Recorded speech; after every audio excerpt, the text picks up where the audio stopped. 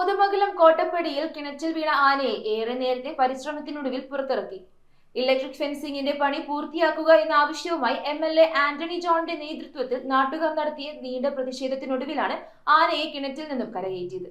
കോതമംഗലം കോട്ടപ്പടിയിൽ കുടിവെള്ളക്കിണറ്റിൽ കാട്ടുകൊമ്പൻ വീണു. വിച്ചാട്ട് വർഗീസിന്റെ കുടിവെള്ളക്കിണറ്റിലാണ് ആന വീണത്. രക്ഷാപ്രവർത്തനത്തിനിടെ MLA ആന്റണി ജോണിന്റെ നേതൃത്വത്തിൽ നാട്ടുകാർ പ്രതിഷേധവുമായി രംഗത്തെത്തി. ഇലക്ട്രിക് ഫെൻസിംഗിന്റെ പണി പൂർത്തിയാക്കുക, ആനകൾക്ക് ജനവാസ മേഖലയിലേക്ക് വരാനുള്ള വഴി തടയുക തുടങ്ങിയ ആവശ്യങ്ങൾ ഉന്നയിച്ചാണ് പ്രതിഷേധം നടത്തിയത്. വനംവകുപ്പിന്റെ ഭാഗത്തു നിന്നും ഗുരുതരമായ വീഴ്ചയാണ് ഉണ്ടായിട്ടുള്ളത്.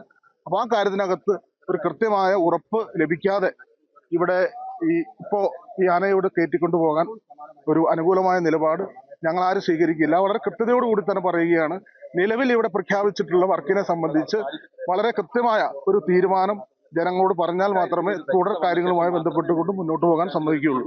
തുടർന്ന് എറണാകുളം കളക്ടർ G. പ്രിയങ്കയുമായി ചർച്ച നടത്തിയതോടെ നാട്ടുകാർ പ്രതിഷേധം അവസാനിപ്പിച്ചു. സോളാർ ഫെൻസിംഗിന്റെ കാര്യത്തിൽ നമ്മുടെ മോണിറ്ററിംഗ് ഉണ്ടായിരിക്കും. അത് DFOയും ഞാനും പിന്നെ ബഹുമാനപ്പെട്ട MLA എല്ലാവരും ഒരു കൂട്ടിച്ചേർത്ത് നിൽക്കുന്ന ഒരു കാര്യമായിരിക്കും. ഇപ്പോൾ നല്ല കാലാവസ്ഥയുണ്ട്, നമുക്ക് വർക്ക് ഫാസ്റ്റായിട്ട് കൊണ്ടുപോകാനുള്ള എല്ലാ നടപടികളും സ്വീകരിക്കും. പിന്നാലെ ആനയെ പുറത്തിറക്കി കാടുകയറ്റി. News bureau, Kothamangalam.